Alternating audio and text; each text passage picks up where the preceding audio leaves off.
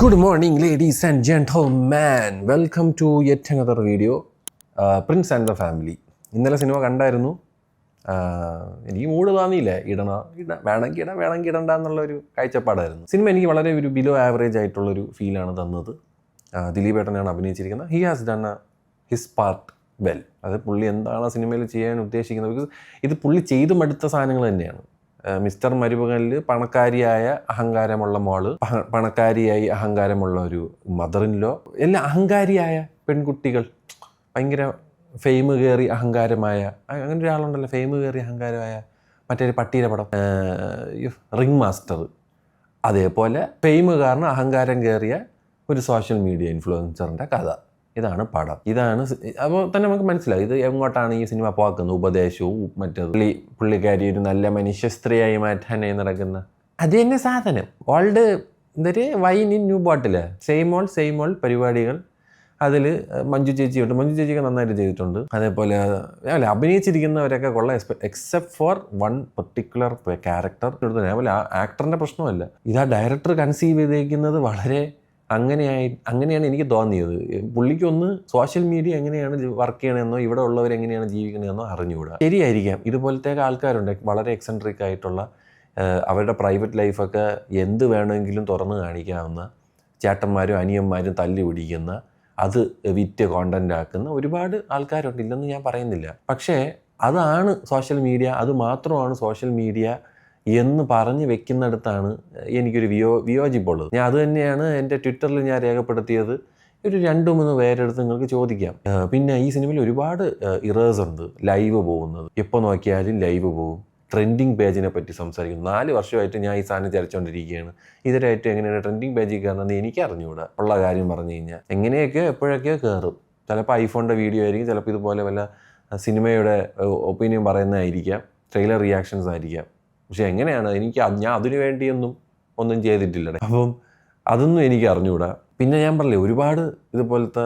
പിന്നെ ഒരു സീനുണ്ട് മാതൃഭൂമി ന്യൂസിൻ്റെ അടുത്ത്, എനിക്കതിൻ്റെ ഔട്ട് കാണണമെന്ന്. മാതൃഭൂമി ന്യൂസിൻ്റെ അടുത്ത് അവരെടുത്ത സാധനത്തിൻ്റെ ഔട്ട് ചോദിക്കാൻ എത്ര പവറുള്ള ഒരു സോഷ്യൽ മീഡിയ ഇൻഫ്ലുവൻസർ.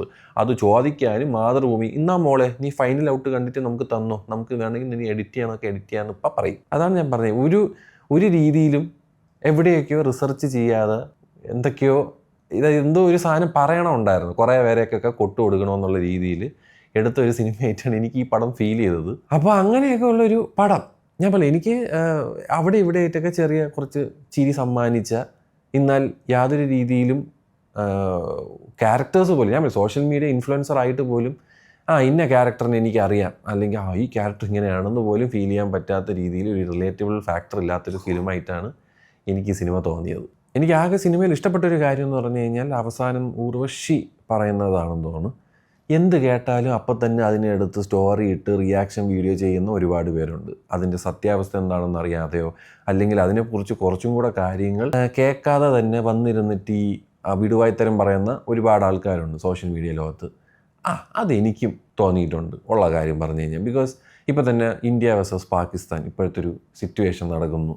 അതിനെപ്പറ്റിയൊന്നും ഒരു എക്സ്പേർട്ടൈസായിട്ട് പറയാനായിട്ടൊന്നും നമ്മളാരും ഒന്നുമല്ല. നമുക്കൊന്നും എന്താണ് ഇൻ്റേണലി നടക്കുന്നതെന്നോ, എന്തൊക്കെയാണ് സംസാരിക്കുന്നതെന്നോ, എന്തൊക്കെ ചർച്ചകളാണ് നടക്കുന്നതെന്നോ, എവിടെയൊക്കെ എന്തൊക്കെ നടന്നു എന്നോ ഒന്നും അറിയത്തില്ല. ന്യൂസ് ചാനൽസൊക്കെ അവരേത് TRP കൂട്ടാനായിട്ട് എന്തൊക്കെയോ പറയുന്നു, അത് നമ്മളിരുന്ന് കേൾക്കുന്നു.